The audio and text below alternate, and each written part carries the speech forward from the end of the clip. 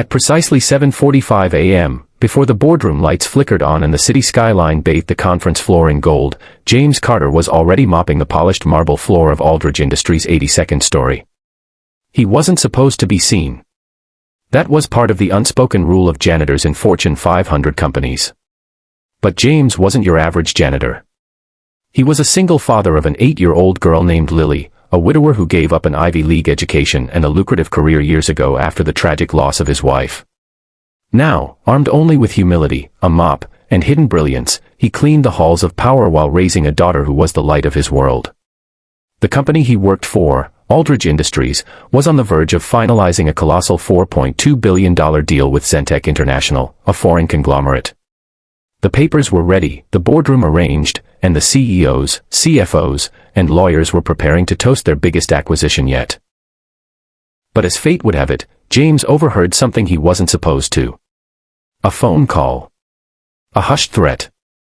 A whispered warning in the executive bathroom that chilled his blood. Zentek wasn't acquiring Aldridge to expand business. They were infiltrating. Stripping. Destroying. A hostile takeover in disguise. James stood in the hallway, mop in hand, heart pounding. He knew he had a choice. Say nothing and let the sharks feed. Or speak up and risk everything. As the executives marched toward the boardroom, champagne bottles chilling and smiles wide, James did the unthinkable. He stepped into the elevator. Pressed the button for the 83rd floor. And entered the lion's den. "Don't sign the $4.2 billion deal," he said, standing in the doorway of the boardroom, his uniform stained from cleaning solvent, his eyes clear with purpose. Silence. The CEO, Harold Keene, paused mid-pour. Murmurs rose around the table. Security moved. But Keene held up his hand. "What did you say?" James stepped forward. "I know I'm just the janitor. But I overheard something. You're about to sell this company to people who intend to burn it down from the inside. I heard a call. Zentek's rep said the minute the ink is dry, your leadership is out. Your assets are sold. Your people are gone." Laughter erupted from the legal team. The CFO scoffed. But Harold Keene, a man who built Aldridge from a 2-person garage startup, didn't laugh. He watched James with narrowed eyes. "You said you overheard a call. Can you prove it?" James reached into his pocket and pulled out his old flip phone. Not smart, but reliable. On it, a voice memo. He pressed play.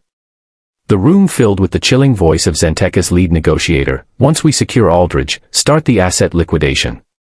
Fire the executive board within 72 hours. Keep Keene blind with the retention bonus. Then we get the R&D." The room froze. What followed was chaos. Phones rang. Lawyers whispered.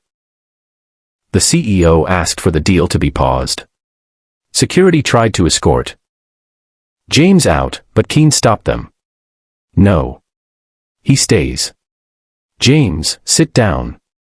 Tell me everything." And so the janitor, who wasn't supposed to be seen, sat in a leather chair meant for billionaires and revealed how he pieced together Zentek's entire strategy.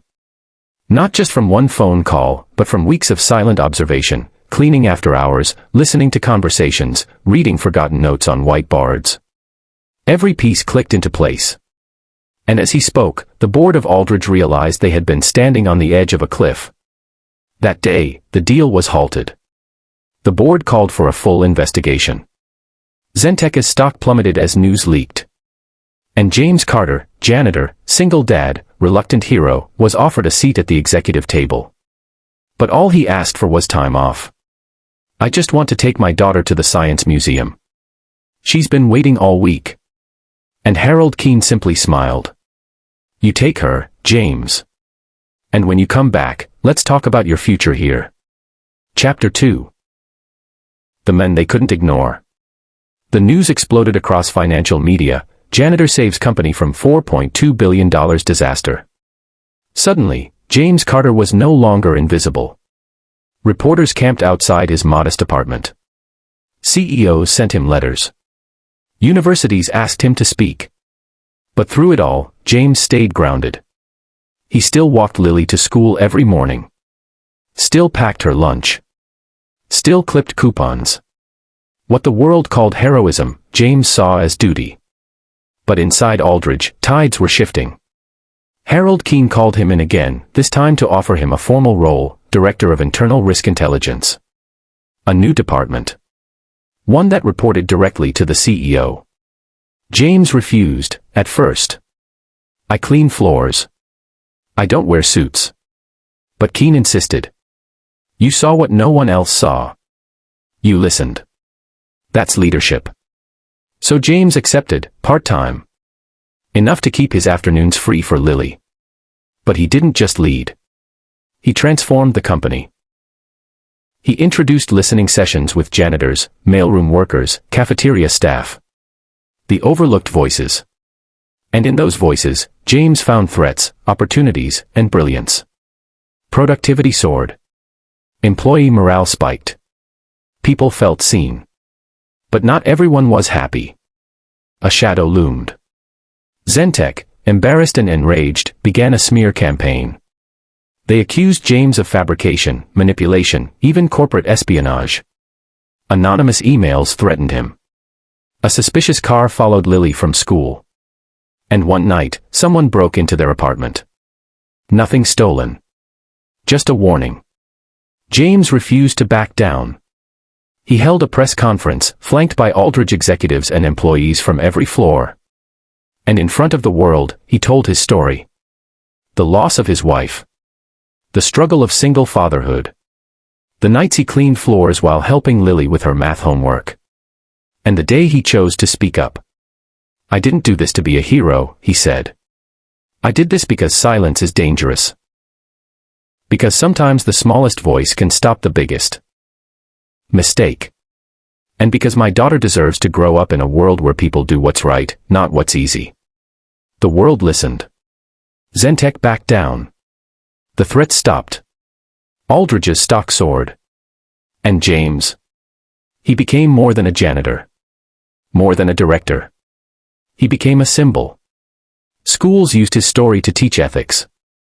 Business schools studied his instincts. And every day, when he walked Lily to school, people waved. But the most touching moment came weeks later. At Aldridge's annual meeting, Harold Keene stepped aside and asked James to address the crowd. As he took the podium, a hush fell. And in the back, Lily watched proudly. My name is James Carter. I used to be the janitor here. But titles don't matter. What matters is courage. And if you ever doubt your voice matters, remember this: one mop. One message. One moment. And everything can change.